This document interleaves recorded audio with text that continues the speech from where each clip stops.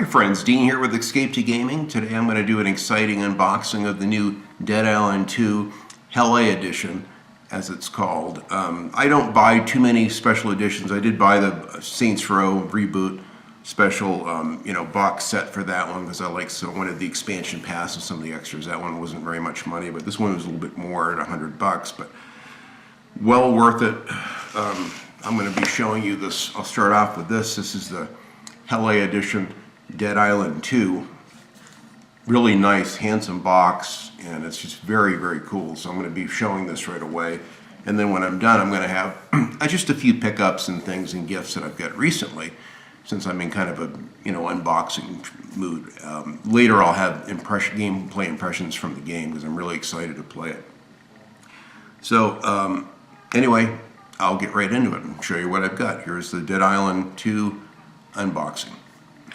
So it's nice packaging overall. It's not a huge box, but it's a good sized box, big enough for a steel case and some of the things inside. You can see a little bit of the description on the back and real fine print. I've got a new pair of glasses recently because my eyes are so bad I can't even read the fine print on the back of a DVD box anymore. But anyway, it's got a nice outer sleeve that comes off, which is really nice, and then it reveals a nice bloody skull on the Dead Island 2 official logo, which is really nice. The bloody 2 there at that side. There, the handsome Dead Island with a slash through it on the top, and the initials on the back, the bloody skull. Really handsome box, nice packaging. Put this back over here. This sleeves off. Here we go. And we've got inside a variety of goodies. Start off with what's in the front here. These are the actual little pins, like lapel pins or pins you could put on a jacket or what have you. The bloody skull cherries, which are pretty cool. Then you got a little surf shark, which I think correlates with the Venice Beach little surf rental shop they've got there. So these are kind of little running icons from the series. A nice Dead Island 2 thing on the back. Nicely done. Put this back over here more. You've got a little envelope here. What's in this? This looks nice. Really nice. I love the logo with the skull on it with the blood. Oh, I see. It's like kind of like a motif of skulls and palm trees. It's like a little running motif, I see. And what do we got here? We've got patch, I think. I've seen it unboxing already of this, but yeah, I have a little patch. It says Infernal. I don't know what that signifies, but it's a nice little patch if you're into patches. And what do we got in here? We've got the playing cards. Yeah, no, I have seen this. Yeah, these are really cool. They're playing cards of each of the characters. Here's Jacob, one of the cooler characters. This would be one of the 2 characters that I would probably play in the game. Like, he's from London. Interesting. You get the motif in the back with the red skulls. It's kind of like a nice foil, iridescent look to these. They're very dark cards. Really nicely done comics. Here's Jacob. Here's the Irish girl Danny with all the tats and everything. So each of these players you play as, you can see their hands and forearms in the foreground. If they do like a running side kick or something, you can see their legs. And tats if they have them on their legs. Same thing on the back. You got the flowers. It looks like a flower. It's actually a motif of skulls and palm trees, kind of in a circular pattern. And really cool artwork on each of these. Very, very nice. These are nicely done. There's Carla, like the motorcycle stunt woman chick. So she's kind of one of the 2 tank characters, along with Ryan. But a lot of these guys. It's funny. Most of these guys that I watch to do the reviews of this, they all play as women, which is I find fascinating. Why, I have no idea, but I find that it's interesting. Even though they have 3 women and 3 men that you can play as. Here's Amy. She's the Oriental gal. It's got 1 leg. She's got this little faux metal foot thing on the other thing here. Paralympian or something they call her. She's on the beach, obviously, with a kind of a boardwalk lifeguard station in the background. Very cool. And here's Bruno. He's kind of like the born and raised in LA thug, you know, white faux rapper dude or whatever. And he looks like he's up on the Hard Rock Cafe sign, or it's kind of a faux Hard Rock Cafe in Hollywood by the looks of it. And here's Ryan. This is the one, you know, the exotic male dancer that dresses up as a LA fireman and supposedly trying to work his way back to Fresno to find his younger brother. So he's the tank character. I played as Sam B in the original Dead Island, which was the tank character then. Ryan is probably the one I'll play as, because I, you know, grew up through junior high and high school in Fresno, and I like the tank, you know, dynamics of his character. So very cool. These are really nice cards that correlate with the cards that are in the game. This looks like a map. Yeah, Venice Beach, it says. Let me see how this opens up. Does it have a flap on it, or I think you have to cut them open. This will trigger people that are into keeping things sealed. To me, I throw all this packaging away. I mean, I'll keep the maps and the pins and all that stuff, but I don't care about this plastic. Will get tossed. I don't care. Oops, I just bumped the camera. So this is a Venice Beach little tour guide map, it looks like. Let me see how this looks. Oh, this is a nice quality paper. This is really nice. A nice soft, almost a velour feeling to the paper itself. So here's like a Venice Beach map. You know, it's got some mysterious stuff on it, but it's nicely done. So these are, you know, semi-open world levels that are pretty good size. Each of these levels, kind of like you would on a Sniper Elite 4 or 5 map. I mean, it's not like a complete open world, but you have good size levels as portions of Los Angeles. And there's a little, you know, contents guide or kind of a thing there. Oh, this is nice. Yeah, this is what I really like. I love this map. This is a very stylized, almost a 60s type styling of the LA map that signifies Santa Monica, Bel Air. Halpern Hotel is the Hollywood or the Beverly Hills Hotel. I mean, there's licensing issues. They can't use the real names, so they change them a little bit. Beverly Hills locations. You have a very nice 60s stylish map. Get a really cool downtown LA motif there. The mountains, Monarch Studios, Hollywood Boulevard, the Metro. It's like sewers, Brentwood Sewer, Venice Beach, and Ocean Avenue, which is part of the Santa Monica main strip there. Los Angeles, don't just dream, be it. So I'm as someone who lived in LA since 1986 until almost the present. You know, I've lived in LA for many years. And then in 2008, I had moved up to the Sacramento area, but I've spent a lot of time in Los Angeles. So this map is nice. I might frame this. I kind of like this LA map. I may actually frame this and put this out in my game room. So, and the last but not least, we've got, it looks like a steel book. Oh, a nice, handsome steel book. That looks like Danny. Yep, there's Danny in all her glory on the front cover with the big thunder thighs. And Amy on the back. This looks like Bruno probably up here on this roof, but it's pretty cool. It shows the zombies. It's a really handsome steel case. I love the colors. It has a very dark look to everything. It's very dark in the tonality. There's the game disc. Here's the DLC, which I've already opened this up and downloaded the DLC, but this is the Benoit War Club Memories of Benoit baseball bat, personal space skill card, and there's a card similar to what came with the game. So that's the DLC. I think there's like 6 or 7 DLC packs. Here's the Pulp Weapons pack featuring the Homewrecker Sledgehammer and the Eye Opener Pitchfork, really gnarly weapons. Here's the Golden Weapons pack, Sam B's One-Hit Wonder Pistol, probably one-hit headshots I would imagine.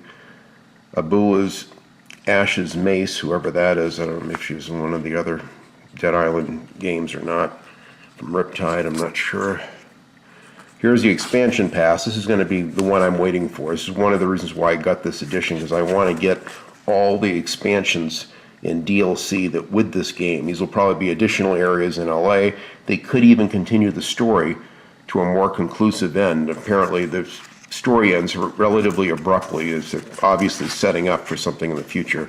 And here's the last one, which is the Silver Star character pack and the Cyber Slayer Amy. So if you play as Jacob or Amy, you've got some really nice outfits and weapons that correlate with them. So this is a really pretty robust DLC pack overall. Very, very nice. This is a really nice collector's edition. The last one of these I got was for the Destroy All Humans reboot back in, I think it was July of 2020, but it's been quite a while since I've got a specialty, you know, and the one before that I think was Wolfenstein 2, The New Colossus, was the last collector's edition I bought. I usually don't buy them. And I got the one for the, what was it, Saints Row reboot as well. So I did buy that one because I had never played the reboot. And I thought the reboot might be more fun to play than the older ones, but now it looks like the older ones are actually better. So very nice. These are nice, handsome cards. It's a very nice collector's set. I'm glad I bought it. I feel I got my money's worth on this. But then again, I like supporting the devs that make these games so that we have something to look forward to. You know, and if we support them, they're going to make more of these. And then we'll have more games and more adventures that we can play in the series. So to me, it's a good collector's edition. And I really enjoy having, oops, forgot to put the map away, but pull this back so you can see the whole map here. There's the one side, the LA side, very cool. And here's the Venice Beach side here. Very nice, nicely done. It's got a nice kind of a early 60s motif to the art style, which I really like. And very cool. This is going to be a really fun game. I was hoping to play it yesterday, right? The Saturday, I had a really long week and my work truck broke down Friday night, so I just barely made it to the game store and got my game at the end of the day, which I wanted to get earlier at lunch, but things didn't work out that way. And then we had to take little Vinny on Saturday to the vets. He's been in the vets a couple times now in the last week or so. He's had some health issues, which I'm really worried about him. So we're feverishly kind of working with him and going through his, he just turned 14, so he's getting up there in age, but he's still in good shape, but he's got some new health problems with his pancreas and his thyroid. And it's creating a lot of behavioral problems, and he's very disoriented at nighttime or whatever. But because of that, I haven't had a chance to play the game yet. So I'm looking forward to later today, finally, of playing this game. It looks fantastic. It's gotten great reviews so far, and I'm really happy that overall the game seems like it's doing good, considering the, if I had a $5 bill for every time I've heard development hell mentioned by a reviewer, I could probably retire. So I won't use development hell, but it has a troubled development cycle for sure. It's been through a few different studios, but they stuck with it, and they had high hopes in the end that this would be a good game worth making and playing, and I'm very thankful that they did. So anyway, that's the unboxing of the Dead Island game. So I hope you enjoyed that, guys. It's something different. You know, it's nice to see some of these new special editions. I don't buy too many of them. I got like the Wolfenstein 2 New Colossus was one of the last ones I bought years ago. July in 2020, I think I got the Destroy All Humans reboot, you know, the box, special box set for that came with a little statue of the flying saucer and the, the little alien guy kind of hovering on his jetpack above it. Really nice little collectible, which I've got on my desk in there. But every once in a while, every year or so, I'll get like just one a year, one every couple years. So I don't want to spend too much on this kind of stuff. But this one, I wanted to support the devs because I would love to see more Dead Island games. And apparently this new one really shows that there could be a series. It's like they set it up clearly for a sequel from everything that I've heard and, studied and researched on it so far. So So anyway, showing you just a few things I picked up. The last couple of weeks, they had some really good sales at my game store. So I was there more than I usually am. Usually I go there like just every 3-4 months. I'll pop in and just see if there's anything new. But lately I've been going by every week or so, where it's not far from my new job. It's very convenient to pop in there when I'm driving past there. So I'll come in sometimes at a lunch break and just take a quick few minutes and look, see if there's anything new in the PS1 games or whatever. But I've picked up a few games. Normally I go in there and a lot of the retro games, like, oh, I'll have to remember to get that down the road. But then later I'll go back to get it and it's gone. So now I'm trying to make it a point to, if I see a PS1 or an N64 game that looks good and the price is right, I usually will get it from my collection. So I stopped and got a couple N64 games that I've been missing. I've got a pretty good head start on those, maybe 10 to a dozen or so N64 games. But I got the Top Gear Overdrive, really cool game. I watched and did research on all of these before I bought them, but I like for a racing game, this one has really good graphics and it should take advantage of that expansion pack that comes with the N64. And then I got the very first Turok. Now they had the Turok Wage War, what was it called? Not Holy Wars or something with wars on it, but it was more like a multiplayer thing, a very bare bones, not near that good. So I didn't get that. Wage Wars or something it's called. I can't remember, but this is one of the cooler games. And recently I bought for the Xbox One X. I got on their Xbox Live Marketplace. I bought the Turok 1 and Turok 2 Seeds of Evil remastered from Night Dive Studios, which is very cool. So this is one of the best. Again, the games I like, I mean, no offense to people who like to play the Mario and Donkey Kong Country and all those other ones, which are fine, but I was like, well into my 30s, late 30s when the N64 came out. So, I mean, the games that interest me are the first-person shooters. Even though I never played GoldenEye, I'll probably get that when I see it sometime. Turok 1 and 2 for sure, and there's a Turok 3 that I've researched that looks really good, which I wouldn't mind getting as well. I try to get at least one fully packaged game for each console generation, so I've got a couple Sega Genesis, in the box, which I showed recently with the Road Rash 1 and 2. Well, I wanted to get one really good one, and this is one of the nicest complete in-box games for the N64 that I've seen, and I really like this. It's got kind of a nice embossed box, and that's Turok 2 Seeds of Evil. Very, very nice box. It's in excellent condition. It has this kind of an iridescent, kind of an alligator skin, cover, which is embossed. You can feel the texture on it. Very cool. It's got the manual and the game inside. I paid more for this than I'd care to, but it was reasonable compared to other box N64 games. It actually wasn't too bad. Probably a high production number, that's why. I already have this game, and I actually had 2 copies of it. I gave one of them to Silverwings 21, but I had to have it back up because I love the game, and it was so cheap. It was like $15, so I jumped on it. So I got another really clean Duke Nukem Time to Kill for the PS1. I might try to find another. I was trying to find for Silverwings 21 Land of the Babes if I can find it cheap, but that's getting expensive now. I can't believe the prices of that one are outrageous. And I went back and did get the Le Mans Test Drive Le Mans, which is the 24-hour endurance racing for the PlayStation. I'm trying to get all of the Test Drive games in the series for PlayStation. I'm getting most of them now. Couple movies. My good friend Justin from Tennessee was surprised that I hadn't seen many of the John Wick movies. I did see the original one at the theater. In fact, I saw it with my sister and her husband many years ago when the first one came out, but I was so stoned at the time that I saw it, back when I was smoking weed and all that, so I don't remember very much of it, believe it or not. I just remember going out with my sister and brother-in-law, having a good time. Remember there were guns. I think he had a Mustang, and he had a dog. Something bad happened to the dog, and he went off. That's all I know about it, literally. So I never saw another one because it just really didn't captivate my interest at the time. But it looks good, and Keanu Reeves is a fairly good actor. He's likable. So thank you, Justin, for this. I'm anxious to sit down and watch this in a sober mental state so I can retain it and enjoy it more. I did go back and I found the Jurassic Park 2, The Lost World of Blu-ray, so now I have all of the Jurassic Park ones, except for the very last new one, which I want to get in 3D. This I've been looking for some time, and it's kind of hard to get it, and this is going up in price.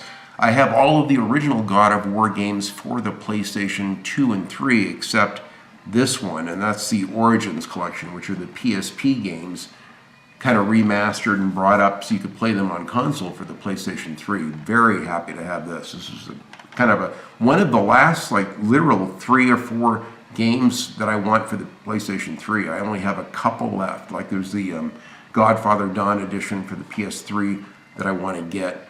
And I think there's a Ridge Racer 7, I believe, which is the last one, and then I'll have all the Ridge Racer games. This is one that I jumped on. I've been wanting to get. I really like the art style. Now, I have never seen the Batman, the animated series, but I found a very clean, complete Batman, the Rise of Sin Tzu. And apparently it's based on the animated series. Again, I wasn't a child watching Saturday morning cartoons, so I missed out on a lot of this stuff. You can probably buy, I think you can get this on DVD, the whole box set of the animated series, but from what I've seen of game reviews, this is a pretty accurate portrayal of the iconic Batman series. And I have coming soon the other one, Vengeance, for a mint copy of that for the Xbox. I'm trying to round out all of them. I may get Dark Tomorrow. I've heard a lot of bad things about Batman Dark Tomorrow for the original Xbox. So if I get it, fine. If I don't, I'm not going to lose sleep over it. And I finally got the last of the 3 Mortal Kombat games. I've had a hard time finding this beautiful, kind of a foil iridescent box, and that's Mortal Kombat Armageddon. So this is an awesome game. It even has like a really cool, kind of like a Mario Kart thing, but with the Mortal Kombat characters that you can play. This has a lot. It offers quite a bit of fun and gameplay, types of gameplay that you can play in this. So I'm very happy to have this for the collection. Kind of rounds out all my Mortal Kombat games for the 6th gen. And that's pretty much it. Just a few pickups. I did sit and watch the Rogue One. I really enjoyed this. It was not bad. I don't think it goes anywhere near the level of the George Lucas ones, but it was enjoyable for like a little backstory or kind of like a prequel, to the episode 4 there or whatever, or the Return of the Jedi, or it kind of ties in with the whole Death Star thing. With the episode 4. I get them to me, it's the first one, but now we have to call it episode 4 because of the prequels. So I get them all mixed up. But I like the very first Star Wars is my favorite of all of them, and this is kind of a prequel to that. So I was glad that I watched it. And then I do have, Jurassic Park 3, and now I've got the first Jurassic Park in 3D, as well as Jurassic Park World. And there's a newer one that's in 3D that I want to get as well. In fact, there's a 3D version of this that I would really love to get. I bet that looks incredible in 3D. So that's it. Just a few pickups to kind of go along with the Dead Island 2 game. I don't know how many of you guys have picked this up. I have had a couple people in the comment section that, hey, Dean, I already played it. Some of my friends, I think they're in the UK, they were able to get it, obviously, before I did, because they're 7-8 hours ahead over there. So, and then people in Australia and New Zealand have been playing it. So I watched a lot of early reviews of this. I've seen, like, literally dozens of reviews. ACG and a few others were a little late, probably getting a review copy, so they were scrambling trying to get their reviews out on time. But once they lifted the embargo, I think Wednesday or Thursday, there were a lot of reviews of this. So I have seen virtually every main big channel review and a lot of small ones. And the game has gotten, I'd say, 95, 96% positive, other than PC Gamer shit on it with like a 55 out of 100 score. The guy just seemed indifferent, like bragged about how great the performance is and how fun the zombie slaying is, but yet gives it a shit score. So your typical indifferent, jaded, elitist PC Gamer. But and there was one other, I think Noisy Pixel gave it a so-so average review, but it's gotten lots of 7s, 7.5s, 8s, 9s even. It's gotten a lot of really good reviews. Easy Alloys and other big reviewers really have given this a great review. And so it shows you that just because a game goes through, quote, development hell, I hate saying that term, it's been overused in regards to this game. But it had a troubled development for sure, and because of that, it could have turned out a lot worse. So I'm very happy with everything I've seen. I'm sure that I'll be, really happy with this. Playing the gameplay loop looks awesome. I love the gore. I like that it's just kind of a slower, more methodical. You really get to work on your timing and pacing to take the zombies down. It's not like, Dying Light 2, you're racing and sprinting up the side of a high-rise and diving over cars and,